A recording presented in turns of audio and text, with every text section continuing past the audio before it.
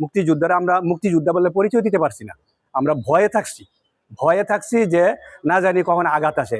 আমার প্রত্যাশা যে উনি বিএনপি মুক্তিযোদ্ধার চেতনাকে ধরে রাখবে এবং এটাকে সমুন্নত রাখবে, ওনার বাবার ঐতিহ্যকে ধরে রাখবে, মুক্তিযোদ্ধা পরিচয়টাকে উনি ধরে রাখবে। কিন্তু এই সরকার আসার পরে এই যে জুলাই যোদ্ধারা বলে যে তারা যুদ্ধ করছে, এরা আমাদেরকে অপমান করছে এবং এদের আমলে, এই যে ইউনূস সরকারের আমলে আমরা অপমানিত হয়েছি।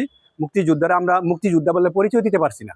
আমরা ভয়ে থাকছি যে না জানি কখন আঘাত আসে। আমাদের সহযোদ্ধা যারা আছে অনেকদেরকে জুতার মালা পরিয়েছে বা অনেকভাবে অপমানিত করেছে, লাঞ্ছিত করেছে। আমরাও ভয়ে চলছি যে কখন আমরা ভয়ে কথা বলছি। মানে একেবারে পরাধীন, আমরা দেশ স্বাধীন করেছি কিন্তু স্বাধীন হিসাবে আমরা বসবাস করতে পারি নাই। আমরা এখন কিছুটা হয়েছে, কিন্তু আমরা বিগত 1.5 বছরে আমরা খুবই কষ্টের মধ্যে ছিলাম, আমাদের কোনো মূল্যায়ন হয় নাই। দেশের মানুষকে প্রতিদিন সুরক্ষিত রাখার প্রত্যয় নিয়ে সেফটি কেবলস সহ এলো সেফ সিলিং ফ্যান। এই সরকার তো বর্তমান সরকারের যিনি প্রধানমন্ত্রী, ওনার পিতাও তো মেজর জিয়াউর রহমান ছিলেন এবং উনি সেক্টর কমান্ডার ছিলেন, মুক্তিযোদ্ধা।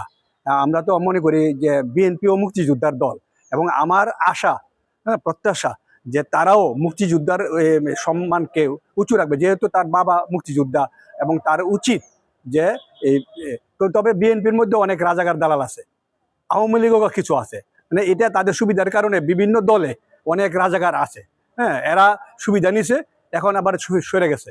হ্যাঁ, এখন আওয়ামী লীগ সরে গেছে। এখন এই জন্য আমার প্রত্যাশা যে উনি বিএনপি মুক্তিযোদ্ধার চেতনাকে ধরে রাখবে এবং এটাকে সমুন্নত রাখবে, ওনার বাবার ঐতিহ্যকে ধরে রাখবে, মুক্তিযোদ্ধা পরিচয়টাকে উনি ধরে রাখবে।